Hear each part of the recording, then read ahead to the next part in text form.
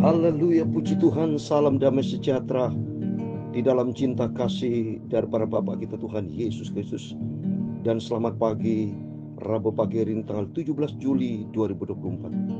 Wah, kita rasanya nggak berasa soal waktu-waktu ya. Rasanya baru kemarin masih 1 Juli. Sekarang sudah tanggal 17 Juli, berarti sudah di pertengahan bulan. Bulan depan, bulan 8 Agustus. Kalau sudah Agustus, sudah mendekati bulan Desember, saudara.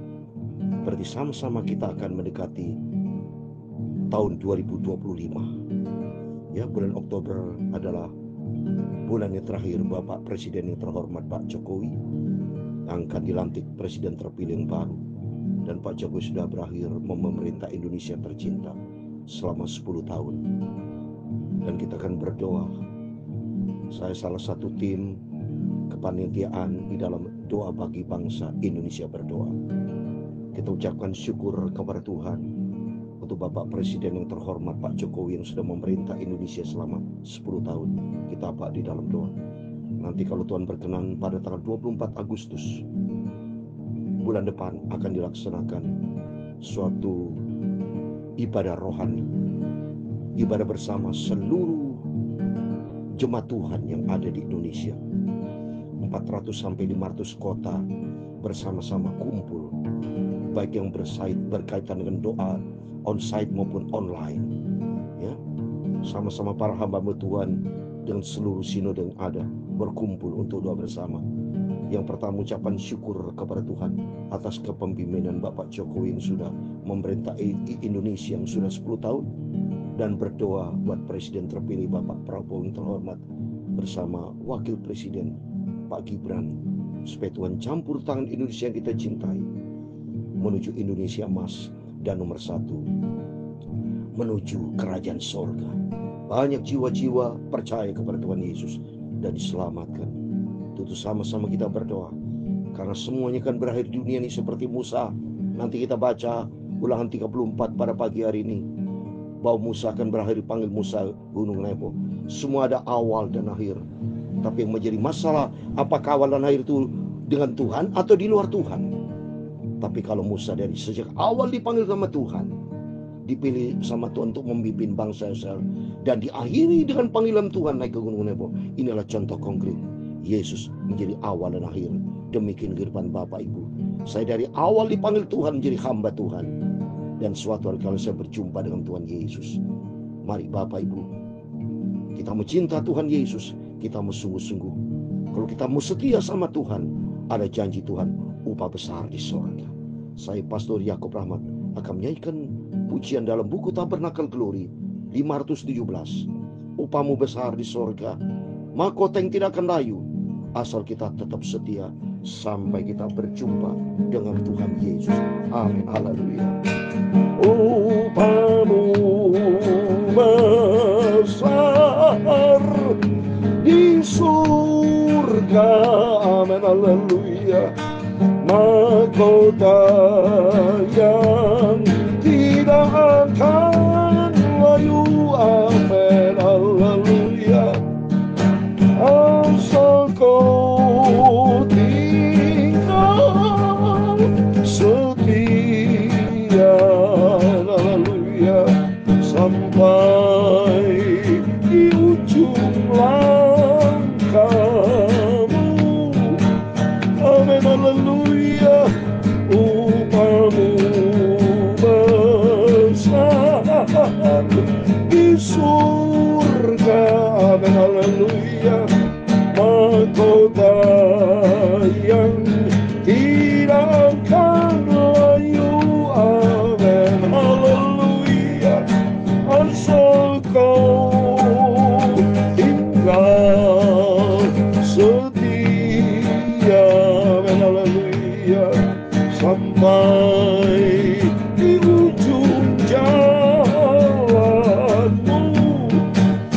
amin, haleluya. Dalam 1 Petrus pasal 5 ayat yang keempat, demikian firman Tuhan. Maka kamu apabila Gembala Agung datang, kamu akan menerima dapat layu. Amin, haleluya. Marilah kita setia ikut Yesus, melayani Tuhan Yesus sampai langkah yang terakhir. Ya Tuhan, punya mula kebesaran dan kejayaan, kehormatan, kemasyhuran, dan keagungan. Ya segala-galanya ada di langit dan di bumi. Ya Tuhan, punya mula kerajaan, dan Kau yang tertinggi itu melebihi segala-galanya sebagai kepala. Amin. Sebab kekayaan dan kemuliaan berasal daripadamu, dan Engkaulah yang berkuasa atas segala-galanya. Amin, haleluya. Dalam tangan-Mu lah kekuatan dan kejayaan. Haleluya. Dalam tangan-Mu lah kuasa membesarkan dan mengukuhkan segala-galanya. Sekarang ya Allah kami, di dalam nama Tuhan Yesus Kristus, kami bersyukur kepadamu dan memuji nama-Mu yang agung itu. Asal Kau tetap tinggal setia sampai langkah yang terakhir, sampai di ujung jalan-Mu. Amin, haleluya.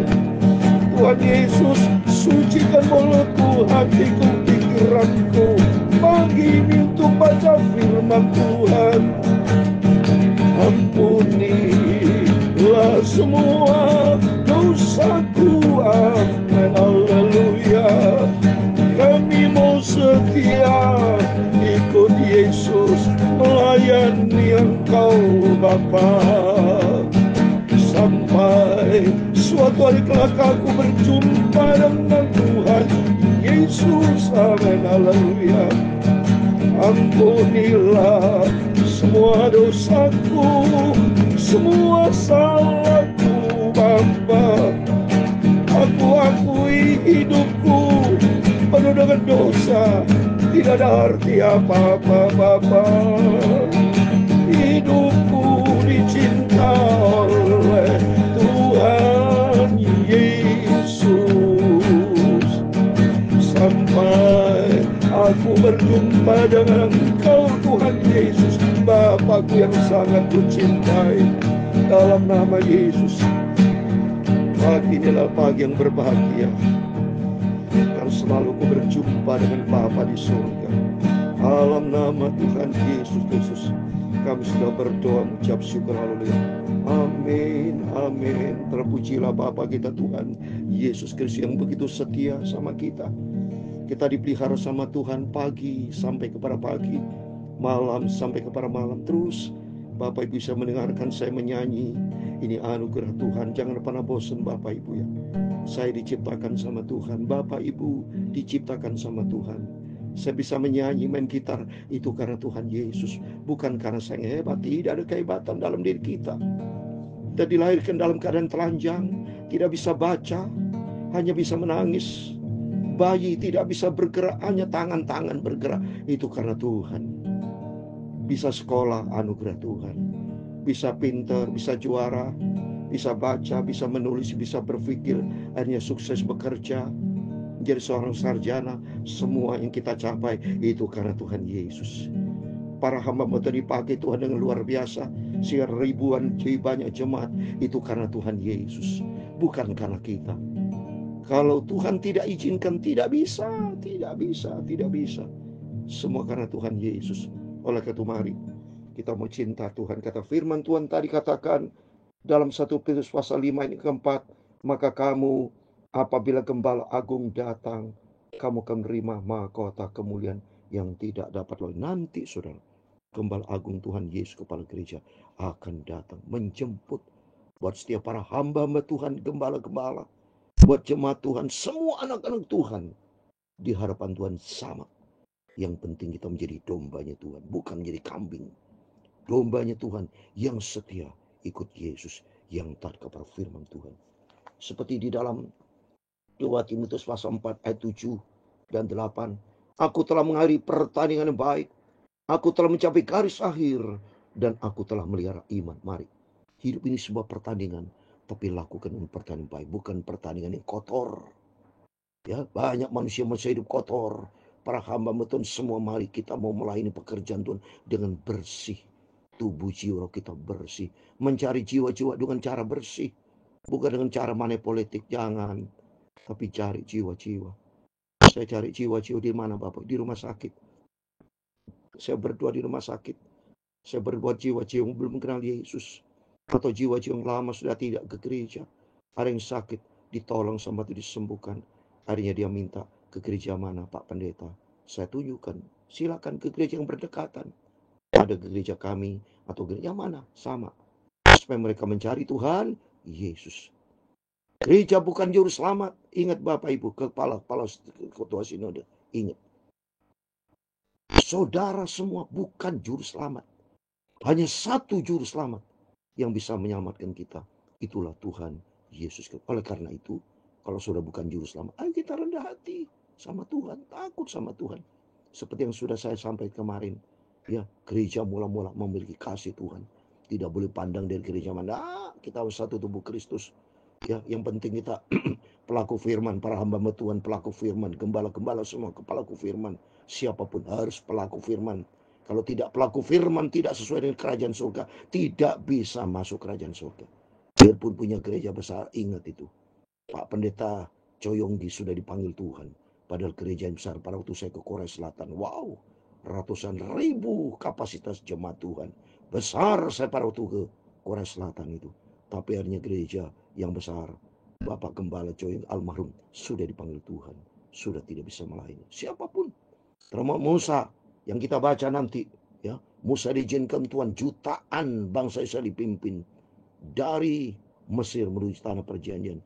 Tapi Musa akhirnya sampai hanya di Gunung Nebo dipanggil Tuhan. Mari, oleh karena itu mari kita sungguh-sungguh Tuhan melakukan pertanyaan baik dan mencapai garis akhir berarti kesetiaan dan apa? Memelihara iman.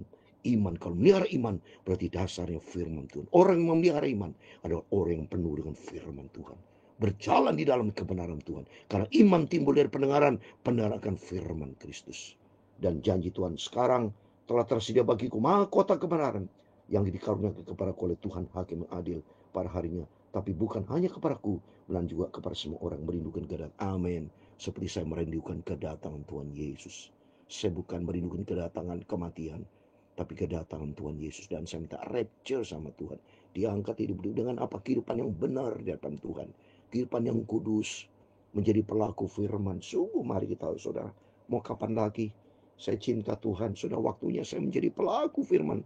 Saya berterima kasih di usia yang sudah lanjut usia saya 68 tahun. Bapak-bapak yang sudah lebih tua dari saya, ada umur 80 tahun.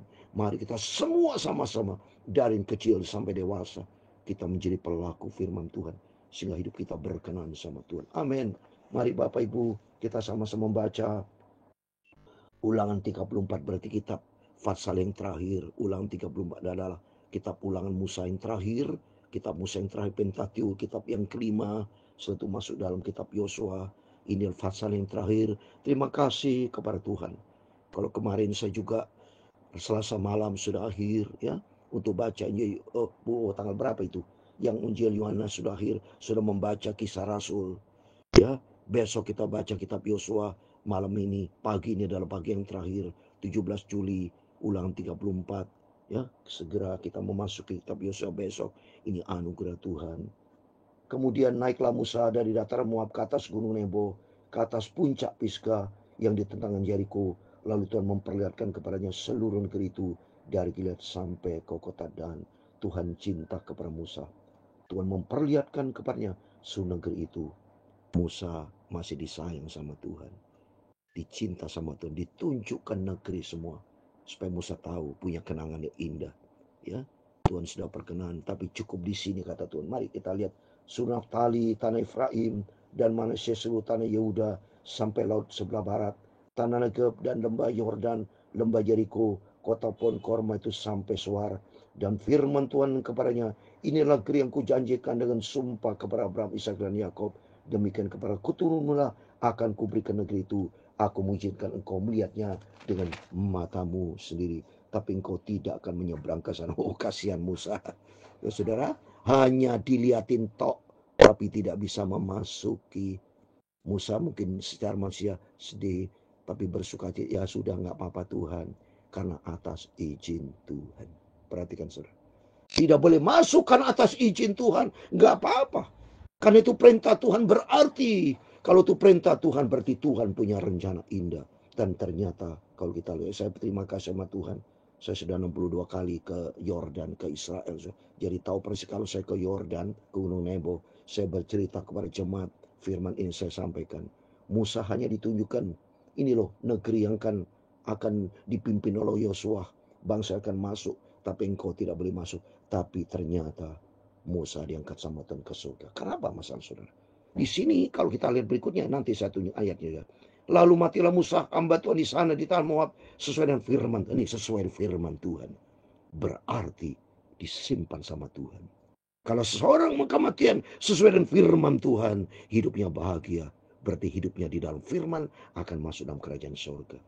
Ayat yang ke-6, dikuburkannya dia di suatu lembah di tanah Moab, di tengah Bet Peor, dan tidak ada orang yang tahu kuburnya sampai hari ini. Ternyata tidak ada kuburannya, saudara. Seperti contoh Tuhan Yesus sendiri, kalau kita ke Yerusalem, ya di Bukit Kalvari, ya di Garden Tomb, kita kalau lihat sini, Jesus is not here. Tidak di sini, karena apa? Yesus bangkit naik ke surga. Demikian saya yakin Musa kuburnya tidak sampai tidak. Kalau saudara pergi ke Israel, ke Gunung Nebo, ya ke negara Jordan, sama tidak didapati. Hanya prasasti, ya hanya suatu tugu kecil, ya sebagai peringatan Musa pernah mati, tapi kuburannya tidak didapati Musa, karena saya yakin sudah diangkat sama. Nanti kita lihat sini. Musa berumur 120 tahun. Ketika ia mati, matanya belum kabur, kekuatannya belum hilang. Berarti dalam keadaan sehat, saudara, Musa. Orang yang menangis Musa di tanah Moab 30 hari lamanya. Maka berakhirlah hari-hari tangis perkampungan. Karena Musa jelas sudah sebulan, saudara. Karena Musa memimpin dari awal. Umur Musa 120 tahun dibagi dalam 3 kelompok usia. Usia sampai 40 tahun Musa diizinkan belajar. Musa belajar tentang leadership, tentang kepemimpinan secara horizontal. 40 tahun diizinkan Tuhan Musa belajar kepemimpinan dengan siapa, saudara? Dengan Imam Jitro. Ya, di situ menggembalkan domba-domba. Itu dalam arti spiritual leadership. Di awal 40 tahun diizinkan semua horizontal leadership di Mesir. 40 tahun diizinkan spiritual leadership, menggambarkan domba-domba. Supaya nanti kelak akan memimpin bangsa dengan domba, harus penuh dengan kesabaran, minta pimpinan Tuhan. Dan selama 40 tahun ternyata benar diizinkan Musa memimpin bangsa dari umur 80 sampai 120 tahun. Dari di Mesir berangkat ke tanah perjanjian Kanaan 40 tahun, saudara. Tapi sampai di Gunung Moab berakhirlah usia Musa. Dan Yosua bin Nun ayat 9, penuh dengan roh kebijaksanaan, sebab Musa tamalkan tangan ke atasnya, satu orang saya mendengarkan dia dan melakukan seperti yang diperintahkan Tuhan. Semua atas dasar perintah Tuhan. Yosua pengganti, itu karena Tuhan. Saya bisa melayani pekerjaan Tuhan karena Tuhan. Semua para hamba Tuhan, semua karena Tuhan. Maka tidak boleh sombong. Sewaktu-waktu setiap kita akan dipanggil. Kalau Musa sama dipilih Tuhan dari awal. Diakhiri juga dengan Tuhan. Karena Yesus menjadi Alfa dan Omega. Yesus adalah awal dan akhir. Maka kita oleh karena itu tidak boleh sombong. Semua para hamba Tuhan takut sama Tuhan. Kalau Tuhan sudah panggil, selesai kamu pelayanan, sudah selesai, tidak bisa apa-apa. Yang penting akhirnya, akhir dengan penuh sukacita, kehidupan yang benar sama Tuhan. Ya, seperti Musa ini kenal Tuhan dengan berhadapan muka. Tidak ada lagi nabi yang bangkit di antara usaha coba ini. Hanya Musa yang bisa muka dengan Musa, muka dengan muka, sudah luar biasa. dalam segala tanda dan mujizat yang dilakukan atas perintah Tuhan di tanah Mesir terhadap Fir'aun dan terhadap semua pegawainya dan seluruh negerinya. Ayat 12 yang terakhir. Dan dalam segala perbuatan kekuasaan dan segala kedahsyatan yang besar yang dilakukan Musa di depan seluruh orang Israel. Amin. Musa punya sweet, wonderful memory. Selama memimpin bangsa Israel, diizinkan Tuhan semuanya beres. Biarpun Musa secara manusia horizontal, dia tidak diizinkan melihat tanah Kanaan, tapi secara vertikal Musa naik ke surga. Apa buktinya? Ini saudara, Matius 17 ya, ayat yang ketiga, maka nampak kepada mereka Musa dan Elia sedang berbicara dengan dia Yesus. Dan ternyata kalau kita lihat Elia itu naik ke surga, Bapak Ibu. Kenapa kalau memang Musa kalau memang Musa bukan di surga, ya? Kenapa kok Musa? Elia kan naik surga. Kalau kita buka di dalam 2 Raja-Raja pasal 2 ayat yang ke-11, itu Elia disambut dengan apa? Kereta api berkuda. Coba saya mau baca. 2 Raja pasal 2 ayat 11. Sedang mereka berjalan terus sambil berkata-kata, tiba-tiba datanglah kereta berapi dengan kuda berapi memisahkan keduanya. Lalu naiklah Elia ke surga dalam angin badai. Elia ke surga. Berarti kesembuhannya jumpa dengan Musa. Berarti Musa sudah di surga. Oleh karena itu mari kita mencinta Tuhan. Kita mau sungguh-sungguh sama Tuhan. Supaya suatu hari kelak kita bisa masuk ke surga. Oleh karena itu mari kita mau cinta sama Tuhan. Kita mau setia. Lakukan sesuai dengan kehendak Tuhan. Supaya nanti besar upah di surga. Menanti buat setiap kita yang setia. Taat kepada firman Tuhan. Lakukan apa yang Tuhan mau. Jangan menyimpang ke kanan ke kiri. Tapi mari kita hidup kita selaras dengan firman Tuhan. Yang menyenangkan hati Tuhan Yesus. Amin. Tuhan memberkati kita semua. Upahmu besar di surga. Amin. Haleluya. Mahkota yang tidak akan layu. Amin. Haleluya. Kalau kau tinggal setia, amin, haleluya, sampai di ujung jalan, amin, haleluya. Tuhan memberkati engkau dan melindungi engkau. Tuhan menyinari engkau dengan wajah-Nya dan memberi engkau kasih karunia. Tuhan menghadapkan wajah-Nya kepadamu dan memberi engkau damai sejahtera. Bapa kami yang di surga, dikuduskanlah namamu, datanglah kerajaan-Mu, jadilah kehendak-Mu di bumi seperti di surga. Berikan kami pada hari ini makanan kami secukupnya, dan ampunilah kami akan kesalahan kami, seperti kami juga mengampuni orang yang bersalah kepada kami.